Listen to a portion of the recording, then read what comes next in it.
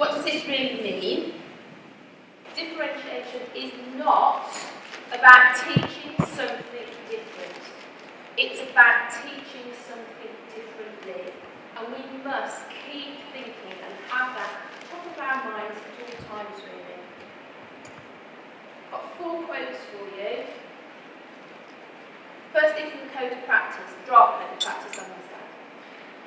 In the section Improving Outcomes for All, it says that we should ensure a focus on the quality of teaching for all young people, children and young people, and on the development and evaluation of different approaches to meet their needs.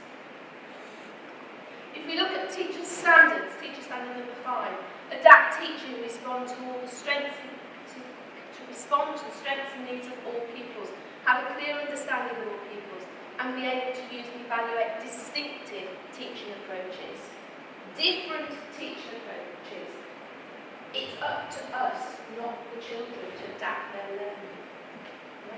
Ofsted grade descriptors is the 2013 grade descriptors in the section on quality of teaching to be deemed an outstanding, to be delivering outstanding quality teaching.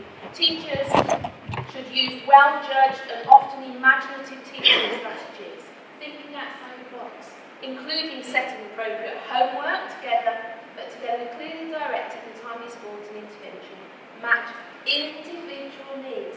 So it doesn't matter where we look, whether it's Ofsted, whether it's standards, whether it's a code of practice, the message is the same for everybody. We have a duty to differentiate and make sure that our teaching is accessible to all. And finally, the National Autism Standards, which we will talk about more. Right, standard 35 says your setting demonstrates flexibility to make adjustments to activities, lessons, timetables, and their delivery as necessary for pupils with autism. I think it's very interesting that, from a show of hands, at the moment we've got maybe half the audience, if we're lucky, that know something about the Autism Education Trust, and yet the new draft code of practice, the Autism Education Trust, is actually stated as a DOB training trust. We need to know about these things. We need to know about standards that are there, setting out very clearly what we should be doing in our settings. Just a little bit about the Education Trust.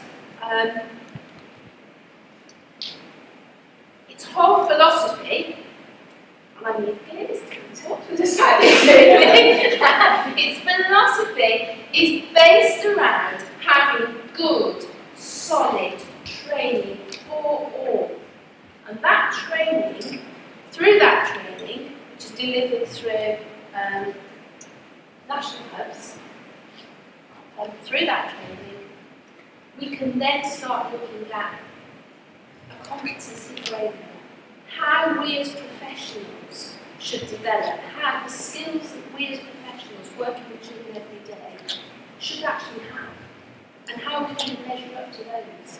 And also, a national standard, standards that our settings should be working towards, making sure that wherever children are being educated, they can expect a certain level of understanding, awareness from staff, an environment that suits their learning, a curriculum that suits their learning, a knowledge of them as individuals. Right?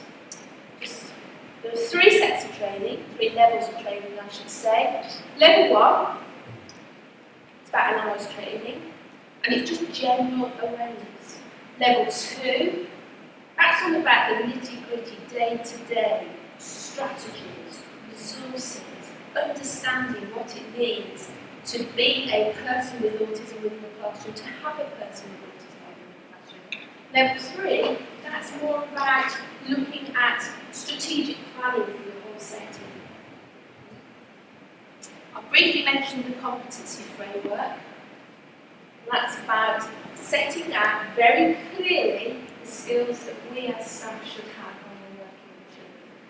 And the national standards, as I said, is setting out again very clearly what we should expect to see within our settings. Just a little advert, if you like, coming soon. At the moment, the standards, the competency framework, the training that's in place at the moment is there for people, for settings, for children of school age, between the age of 5 and 16.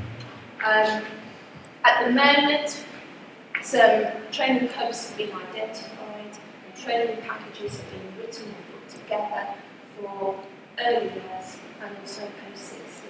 So there's a whole package across the board. So, if you want to find out more, there is a stand outside and we'll be able to talk about it. Okay, so that's me. I'll pass over to Michelle. So, why are we going to adapt our style for those children and young people that we're working with? And as Yvonne said, she's identified all the legislation around why we need to do that. But what does that look like? How do we do that on a day-to-day basis? The first thing we need to think about is, right in the middle, why do we need to differentiate from humans with autism? And so we need to think about those four key areas of difference. There's the difference between the neurotypical children and young people and people with autism. So think about the social communication, the social understanding, interest in information processing,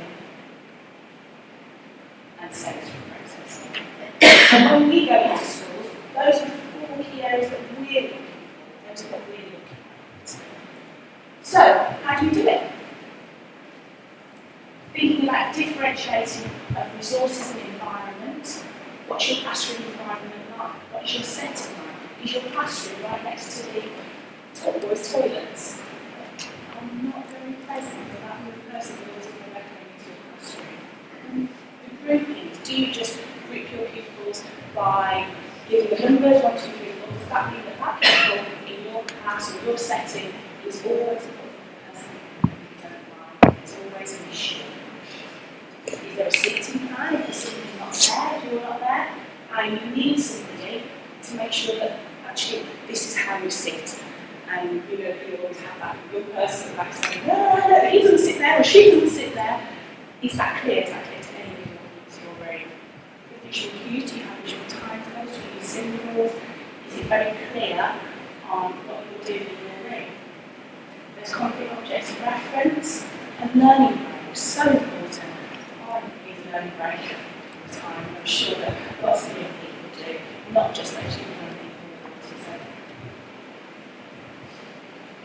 The differentiation by tasks in preparation, does there need to be some re-tutoring?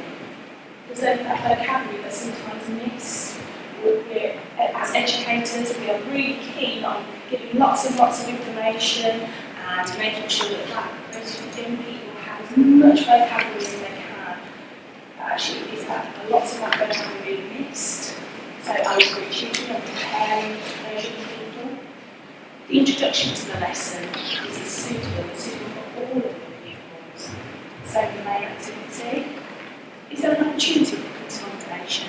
Do your pupils have a chance to look back and think, oh, okay, this is what we learned. Do I understand?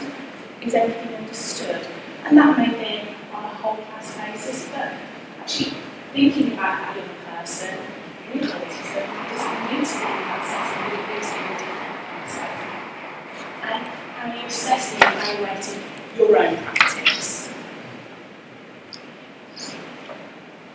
By outcome, now this is one that's quite close to my heart because we all want young people to write, and lots of young people with autism that I've worked with in the past have found writing very difficult. And technology today, we have so many ways of being able to differentiate by outcome. How are they recording, reporting, what that needs to be done. So you should go back to your setting and say, we need iPads, everybody. There's so many ways of recording outcomes that doesn't need to be. wide range of assessments. So, by support, and this is one that actually is missed sometimes, because when we go into settings, we tend to see that we have either a learning support assistant or a teaching assistant sat with that pupil, and they're just kind of backroad to that pupil. And is that an effective way of supporting that pupil throughout that lesson? Peer support, is that done effectively? Are these people working with people that they can work with, or are they just working for convenience?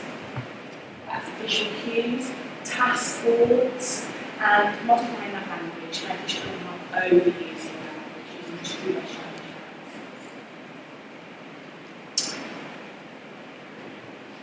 I want to give you just a couple of examples, and actually listening to Rita this morning, I thought, actually, I need you to be talking now. Because what I'm going to say, and what I want to make, you just take a couple of seconds to think about it. It was very clear with what Rita was saying. All the time now, we're hearing about the importance of pupil voice, listening to what's important to people, asking them, from their perspective, what's good teaching? What's difficult teaching? How do they wish to be taught? What do they wish to be taught? What's important to them? Again, it's reflected in those standards, those national autism standards. Standard 15 says your setting understands that building effective relationships requires active listening to pupils with autism and their parents and carers, promoting opportunities for the exchange of information and ideas. You need to listen to the pupils. And the example I want to give is actually of a young man who's very close to my heart, is my nephew. And many years ago now, when he was probably about 15, this time of year, Christmas, just going back to work, I'd said to him the day before, he'd asked me, what do you do tomorrow? I said, well, actually, I'm going to be talking to some teachers. I'm going to be training them. I'm going to be talking to them about autism. You know, what do they need to know? What should I be telling these teachers? And he said, you need to tell them a person with autism is always thinking. Okay? Explain. I might not understand what you're saying there. Explain to me, what do you mean, a person with autism? He said, well, you know, he said, we're always thinking about things that are important to us. He said, so, now, I can tell you the order that people come in the Navy, the Army, the Air Force. I can tell you who goes first, whether it's a corporal or sergeant. Because I'm thinking about that all the time. And that's why I can tell you about all the kings and queens and what order they go. Because that's what I'm thinking about. So his interests, the things that are important to him, they're going on all the time. He said it's really difficult to think about boring things like maths when I'm thinking about kings and queens. So that was one thought. He's always busy. He's not inactive. He's not daydreaming. He's not actively just opting out of learning, but he is busy thinking. And then, sometime later, carrying on from that, I asked him, as he left school, I asked him, who was his favourite teacher? Who was the teacher that he liked working with most? And he said his maths teacher. And he said, your maths teacher? You don't like maths, you find maths difficult.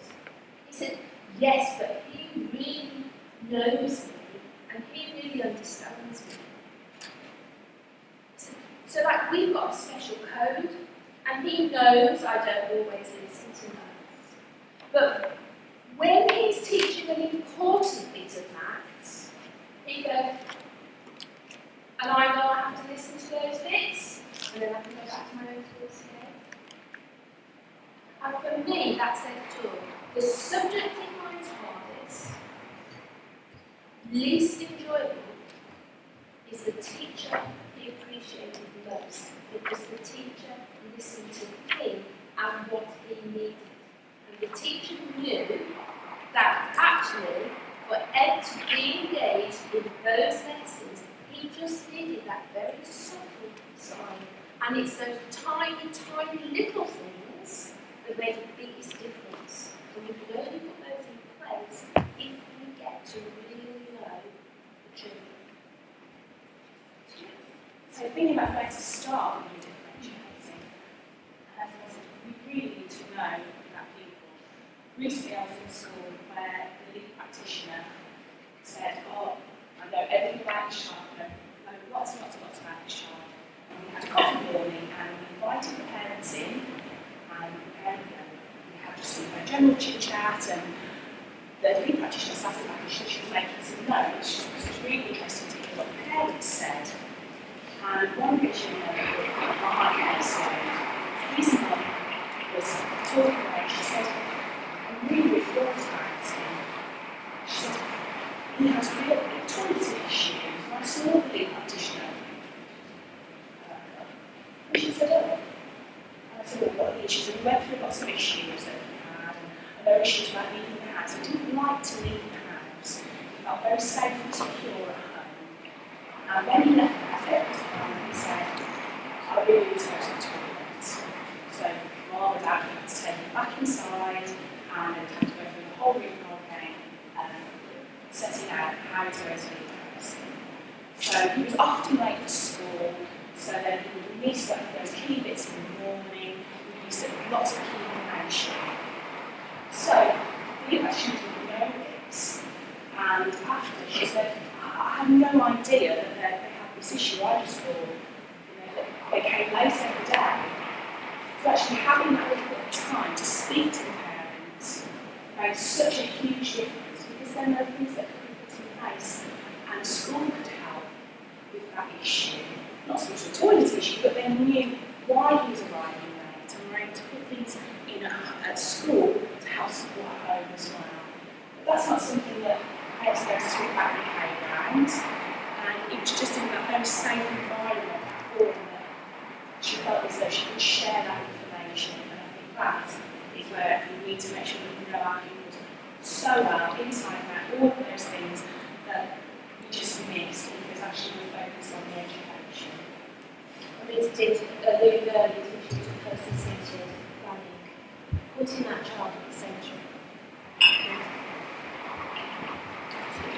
So, an example. On your tables you will find an example called Tom example of a one-page profile. They are in your handouts as well. Yes, they are. Yes. Just felt it was probably easier if you had them in front of you.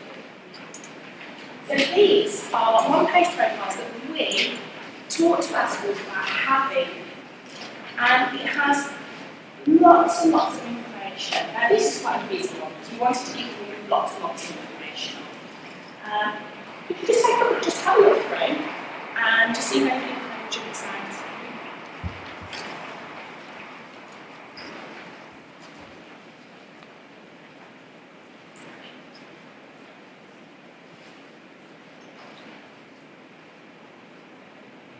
Or if you can identify with any pupils or young people that you're working with.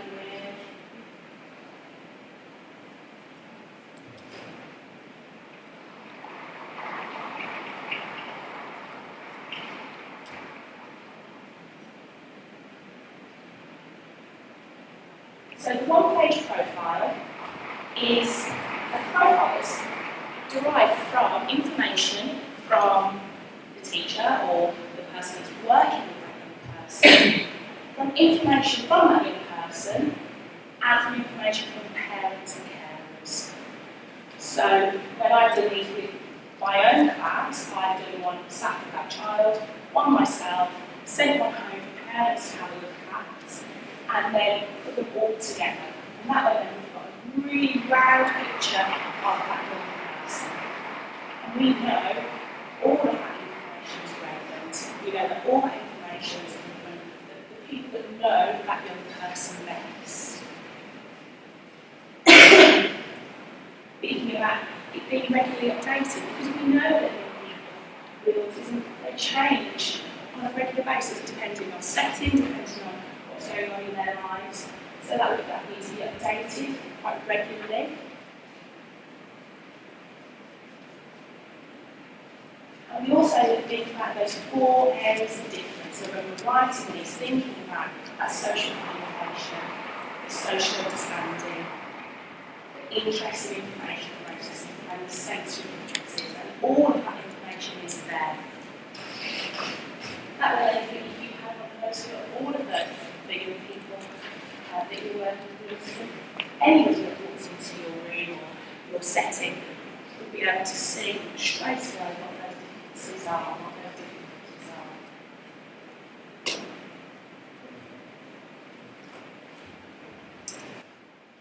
And this brings us to the main bulk of this morning. That question, how do we adapt our style? Why do we need to adapt our style? So many times I go into a school, I may speak to an individual member of staff, I might speak to the secretary, I might speak to a lead practitioner who says, I don't know what to do. I'm differentiating my lessons, I've got 4 sets of differentiation in my classroom, it's still not enough for Tom. I don't know what to do. I don't know how to differentiate. And every single time I come back to her, well, what do you know about people? What do you know about Tom? Because that's where you have to start. Think about him. Think about his style of learning. The profile that we've actually put forward here there includes on it his levels of learning.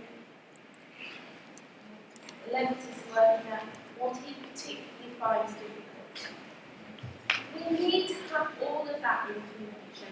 We're going to truly differentiate and we're going to truly engage a child in what the whole class is doing. If I talk to somebody and I say, well, tell me about this child in your class, tell me about what they're interested in, tell me about what hooked them into listening in the first place, tell me about how they can move forward. Suddenly, this person is saying to me, I don't know how to do it. I said, well, I know all of those things. But it's that gathering that information and it's putting that all together in the first place. And sometimes all that's needed is a framework to work to. Somewhere to start in terms of your planning. So we've put together just a framework. That's all it is really. It's not rocket science. But by asking some very easy questions, saying, look at this child, look at this profile, and from that information, all that knowledge, extract the vital information that you need in order to differentiate appropriately. Think about what is Tom's learning style. Does he learn best if work is presented visually, orally? Does he actually need to experience something to be able to learn about it? That's what we need to consider, isn't it? So let's have a look at Tom's profile. So thinking about that, how does he learn? We've got a section on there. Learning style. It says, I'm a visual learner. I find symbols and pictures easier to read than text. Too much information in print distracts me. This would be good. So it's for the adults, not the only real life experiences. And how many times do we say things like, oh, imagine that you're at the seaside. If you've never been to the seaside, how can you imagine what the sand feels like between your toes, what the sea breeze feels like, how salty the air is around the sea? You can't imagine those things, especially if you don't have that social understanding and you're not aware of those concepts. Then actually that's an even more difficult thing to imagine. Yet we do that all of the time. We ask young people to imagine what it's like to be somewhere, to do something, and then write about it.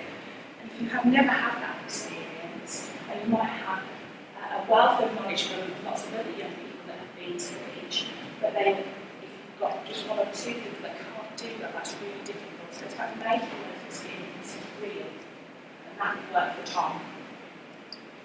Also, finds writing, too much writing is difficult. That doesn't mean he doesn't understand, it just means that he finds it tiring, difficult to put it on paper.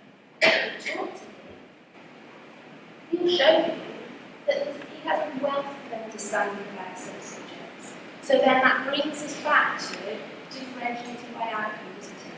How we're asking children to prove they've learned, how we're asking children to record their learning, how are we assessing that learning? Perhaps it's us that needs to change our method of recording, our method of assessing. I was in a school recently and they said that a year 6 pupil was just not writing at all, wouldn't write anything. And we talked about the kind of things that he likes, and we did do that one-page profile for him. And Mum said, stick my computer and it'll be fine. So we negotiated with this young person that he would write one paragraph into his book and the rest he would type. Because actually he wasn't getting down with his ideas, he wasn't using the vocabulary because he just didn't want to. He found writing, he found the sound of the pencil on the paper and the pen on the paper.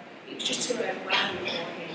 But because he wanted to negotiate with him, he said, okay, I can do one paragraph, that's absolutely fine. And now, he's writing at level 4, whereas before they were saying, he's level 2, and he was in year 6. They knew he had the potential to do that, but just by opening that up and allowing him to use a different way of recording has shown his true potential. If we go on to the next section, level of skill and understanding in the subject area. We know children with autism have those spiky profiles. We know children with autism may have a good understanding of the subject but can't necessarily write it. Or they may actually be able to demonstrate something in a different way. So what is the level of skill within that subject area you're teaching at any one point in time? And is it the activity and the way it's being presented that's causing the issue, rather than the actual level of knowledge you need to do that activity? So we need to think about that. Communication. The communication skills. And this, as Rita was talking about this morning, it's a two-way thing. It's not just about the child's communication skills. It's about our communication skills as well. How do we ensure we get the information across in a meaningful way? Do we need to just slow down and allow processing time? Do we need to just shorten our sentences? Do we need to just throw out the flowery bits and just get the key ideas across? Do we need to support with some visual cues as well? So a lot of that isn't actually about child at all, is it? It's about us again. Are we doing it the right way for each individual child?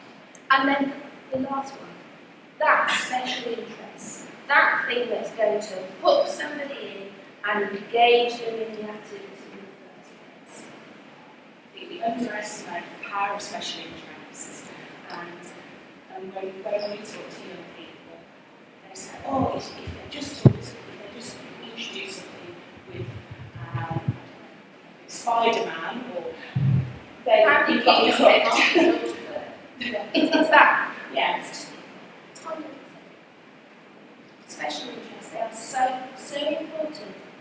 Getting the person, any person, but a child with autism, to actually, I want to listen to this some more. I'm going to put my own thoughts aside for a while, because this may be interesting as well. And we do it as adults, we know if we want something, how we can get that. Like, I know that if I want to do something his special interest, and then I know that whatever I need done will be done. And yet, with young people, sometimes we don't tend to do that. We don't, because it's more difficult to do. And the power of special interest, I can't say that enough. It would be so important for you to know what that special interest is like. So the message here really is, if you want to differentiate, if you're going to change your style, if you're going to adapt your teaching, the starting point is ensuring that you really, really know your child. Make sure you do. Test yourself. And one way of doing that is by having just some sort of framework to work to. Ask yourself those questions when you're planning. Ask yourself, am I considering this child's learning style, the skills they need in order to just access this learning activity in the first place? How am I communicating with them, and how are they going to communicate their understanding back to me? And how am I going to engage them in the first place? Because if you start with that, 3/4 of your planning is done. The rest is easy. Yeah, I just want to comment on one of the things you put on the profile. I was talking to Carol Gray recently at a conference who does the social stories, and she'd been working with a young man who kept shouting out and commenting on what the teacher said. And she tried all sorts of ways to try and reduce the amount he did it. And it wasn't until she found out that he was under the impression it was only him and the teacher in the room. Because, she said, well, who's the teacher talking to? And he said, me. And she said, and anybody else? And he said, no. And so she videoed the classroom and said, let's count up. So, it's amazing how single-focused they can be. And that was the explanation. He thought it was a private conversation. And you might go with all sorts of strategies and be completely wrong.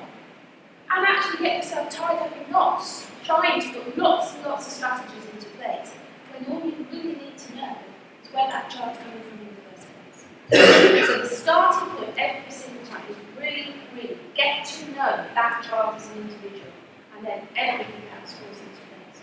But to help you, so the flip side of that format, if you like, is then to say, okay, what am I wanting to teach?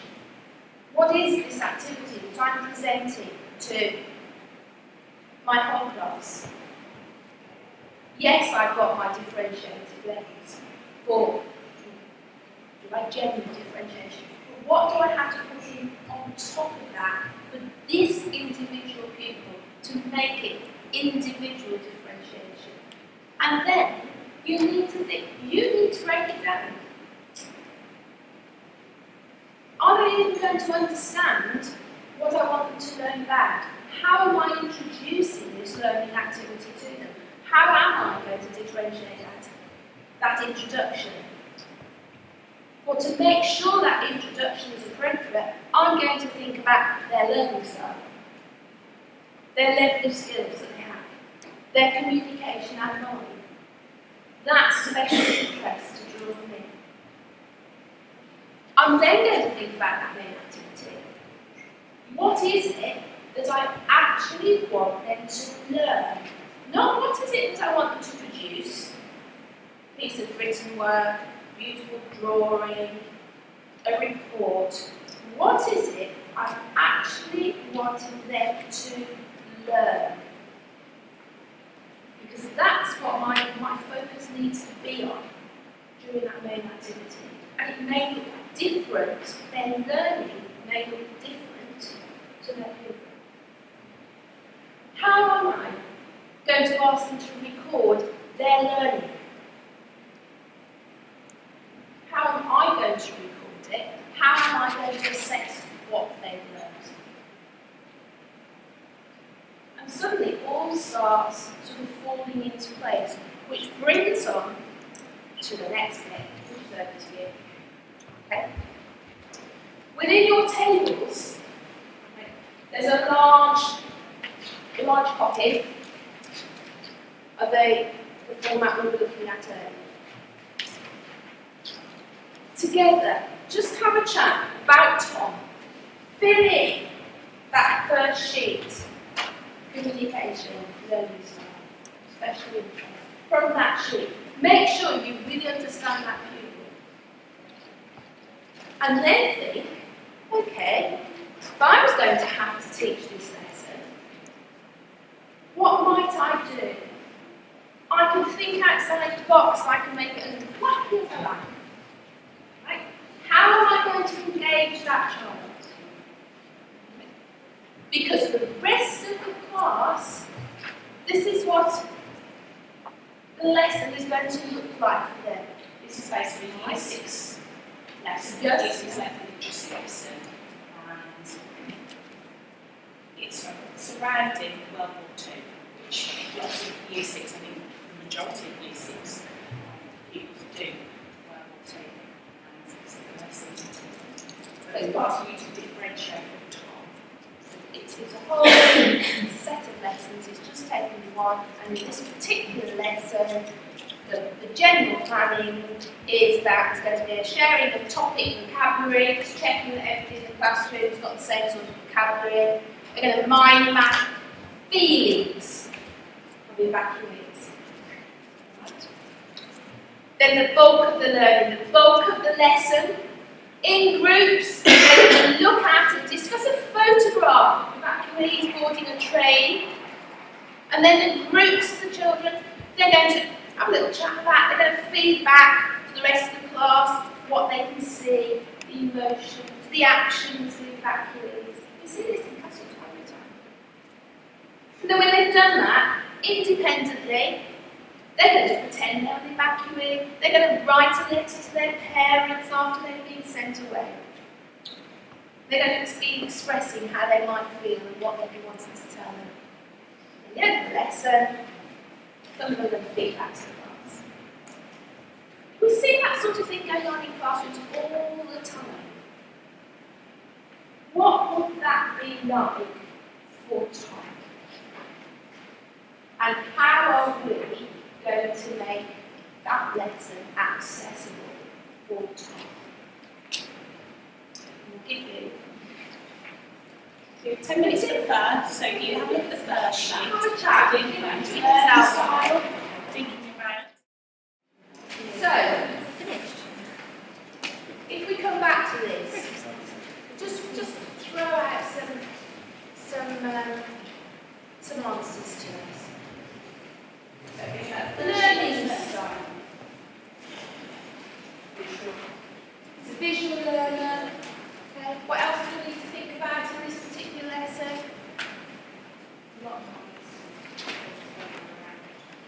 A lot of feedback. Okay. So we need to think about the actual learning environment, where he sat, that sort of thing, don't we? Group work, the acoustics of the room, all of those things. Trolley going past. Is that level of skills? Well, it's there in black and white for you, isn't it? What have you got written down for that? Speaking and listening skills are quite low, aren't they? So you've got to make consideration of that. What are the skills? That's quite a good point, actually, below his peers. Yeah. So thinking about the whole class environment is actually below where the rest of his peers are. Yeah. We have children skills, children together. Okay. Anything else? His actual skill set. No, you're quite happy with just saying that these are his levels. We need to think about his language levels. We need to think about pace, that sort of thing. Right? Communication. There's some crossover there, isn't there? So, but his communication, what do we have to think about as far as his communication is concerned? Time to process. Processing time. Yeah. Lack of confidence with feeding back to the class, but you want to be part, so, okay, we'll do a little bit of feedback to your group, because you can't manage that, you know that, in small groups, supported. Yeah. about that in terms of just his confidence. Yeah. What about our communication? What do we need to be considering? Simple instructions. One at a time, pacing ourselves, allowing him time to process. Do you think about visual support? Visual support. When it's okay to solve. Sorry. When it's okay to solve, some kind of visual systems are allowed to know when it's okay. When it's okay to talk, yeah. Okay. And that turn taking, yeah. Particularly for the group work. Right. Special interests. Well, Doctor Who, yeah. Wrestling, Xbox. We need to think about that, because when we come on to the planning, the main part of that activity is thinking about emotions, isn't it? So can we use his feelings about his special interests to give him the example? I asked about where it was going to take place, not necessarily so much by the time you get to those top junior classes, but if that introduction, children are asked to come to the front, sit on the floor, said things he finds difficult, assembly. The reason he finds assembly difficult is the sitting down for too long and pins and needles. So if we have an introduction where the whole class is expected to come and sit on the floor, where's his mind going to be? Certainly not going to be wholly listening if he's thinking about his pins and needles, is it? There's the little adaptations really. Main activity. So in groups, look and discuss the photographs and evacuate all the train, feedback to the whole class, observe the emotions and actions of evacuees. Roast and factors, and table and phone. Table there, you can. So with the main activity, how are you going to differentiate it?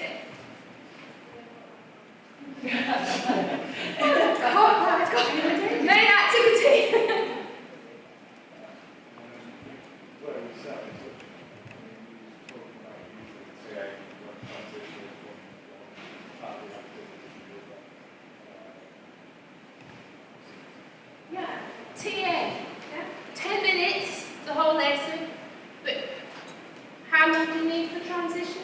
Just a couple of minutes, just to make sure that he can let you know what he's got to do next. And he understands the whole nature of the activity. Maybe that's the most useful use of that. You know, a couple of minutes here, a couple of minutes there. Just really targeting those areas of need. we also spoke about one Sorry, Alan. it might be difficult for him to understand, but maybe bringing some theatre into it. Theatre, drama, making it real. Yeah? We went with the idea of him going back in the target, setting up the year that he's going to. As Dr. Rook, with maybe a cue of the rest of his small group, almost replicating the photograph. He's then got his Doctor Who screwdriver, which he sort of brings people alive within that queue, and they talk about how they feel, scared, confused, happy, sad, and why. And then it's almost living the old scenario. So the real point of the learning activity is about emotions, understanding emotions, being able to describe those, recognise those in other. It's a huge difficulty of Tom's, but by making it real to him, you get the key teaching point across. It's not about how much he writes, it's about what he understands, about what's that message we're trying to get across to the class. Yeah. There's an element also of linking what's happening to things that he understands. Those children in the photograph have a routine. Yeah. Suddenly their routines change. He understands what that's like. Absolutely. So he can understand in that context. So you can also link the picture to things as an experience. Yes. Diet food. Last week, you got very upset because we didn't have swimming at 2 o'clock. We had to wait until 2:30. Yeah?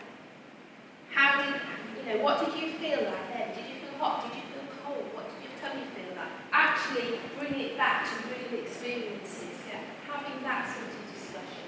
What would you feel like if you could have your Xbox for a week? These children can't have their mum and dad. Their things, their pet. They have to leave at home. So it's making it real, isn't it? Method of recording. Anything that's slightly different as far as methods of recording are concerned. Got it there.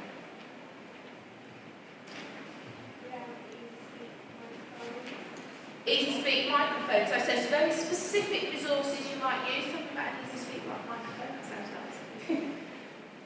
They're just got microphones that are battery operated, and you can take a box on them with a USB port that goes into the computer.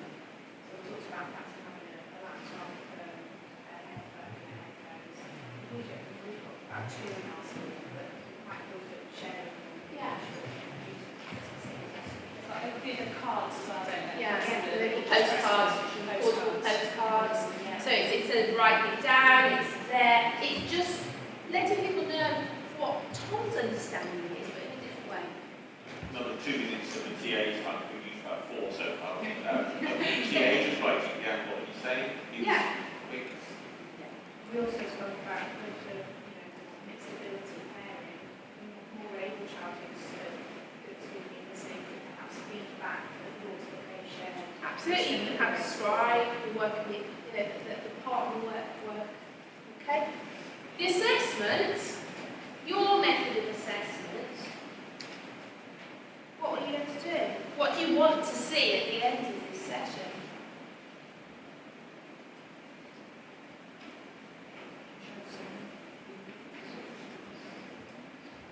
Yeah. Even as he's talked about some emotions, he recognises that a set of circumstances is going to prompt a set of emotions. How we record that is up to us, isn't it? That's our challenge. We need to move on. We're very conscious of that.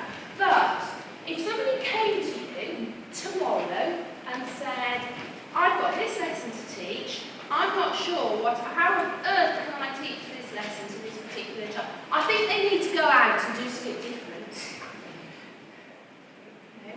Do you feel as though you can go back and say, no, they need to do something different, they need to do what the rest of the children in their class are doing, just slightly differently. This is how you can plan for it. These are your considerations. It's easy. Just consider these things and turn it into this. Do you feel as though you can go back and perhaps use this and say, right, this is going to support you in your planning. This is going to support you as my colleague. I can help you with your planning. And I can do it myself as well. Right. With a quote reader, morning. I'm going to talk because Michelle's got it. Right, teaching children with ASDs gives you a crucial opportunity to reevaluate your teaching of all children and to reassert the values and goals that most of us believe should be at the heart of education. It's coming back to individual children, isn't it? And it doesn't matter whether the child has autism or not. That really should be what we're doing for all children. It's necessary, it's an absolute necessity for our children with autism to make sure that they can access what their peer group take for granted sometimes. But it's good practice. And good practice for pupils with autism is actually good practice for everybody. Like I said, I would love to be that lesson with the TARDIS there, and I'm sure that everybody in that class would really enjoy that. It's not just specifically about that young person with autism, it's about everybody, they all enjoy it. One thing I want to go about time, it might feel for one lesson, creating a TARDIS in any way is, undue, but the TARDIS can be used for absolutely any lesson. Feel when I start. I said specialised.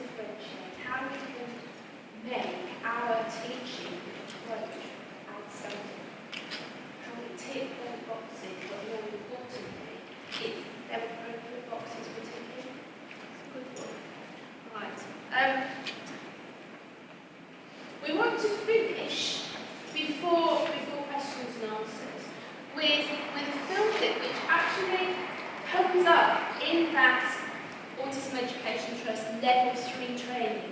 The training that really is geared towards people with a strategic position within settings, who can really make a change and change whole school policy. And we do feel that this is a really powerful message. Some nice research on the ASD training. This is one of them. I think it's quite sobering at times about it, but I do think it's worthwhile showing.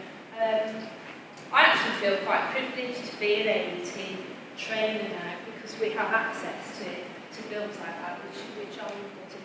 It's actually taken from our Success for Everyone, and you can Google it and get an alternative version to that on YouTube, whatever.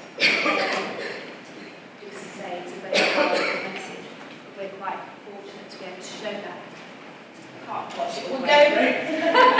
We're going to finish on that note, because I think it's important for you to really think about why am I doing things?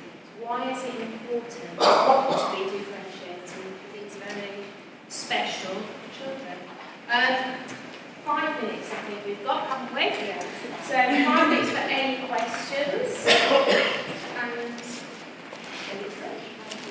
will you do any questions at this moment?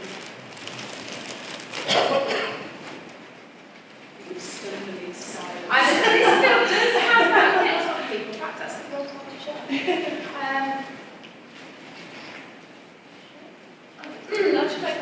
I just think about the other children in the class, you know, when we do this level of planning for children with autism, and when I video children for research projects, and only focus on children with autism, I look around their group and see others really struggling to put words on paper, and nobody has really assessed their learning needs and need to differentiate. And, I hope that by focusing on the children with autism, that, as you say, we raise the game for all children. But I do think we have to consider those that don't have a label at all and have very different learning styles and who really, really struggle. Yes, so all of those ideas that were shared, there was nothing there that you wouldn't do for any of the other children in the class. It's just maybe to have the time to do that for every single lesson, but actually to be able to record something and play it back, or to be able to type on a computer, that just makes a difference to everybody, to be able to do that, not just for that people course. And that hopefully, what we have is it's not rocket science. It's just about really knowing those individual pupils. Because if you really know what they need, what they enjoy, what engages them, and when we go back to those descriptors of the Ofsted descriptors, those what makes good teaching, children need to be engaged, they need to be proactive, it needs to be relevant.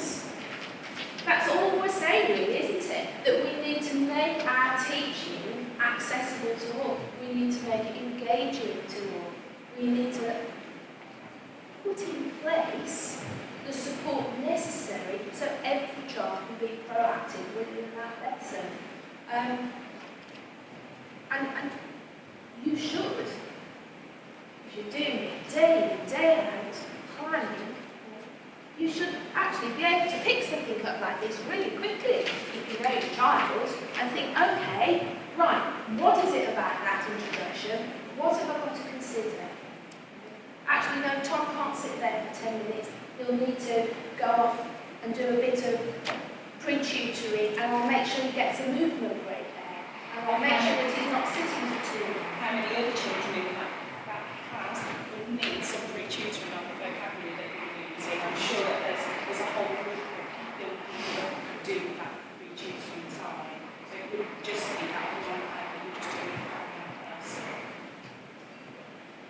Please come talk to us throughout lunch. Come and find out more about the AET and the training there as well. Come and find out more about the standards. I think that's what's important for you, because the standards think that's the benchmark, this is what we need to be doing for these children. We need to be listening to them, listening, sharing information, making sure the teaching environment's right for you, making sure that they're able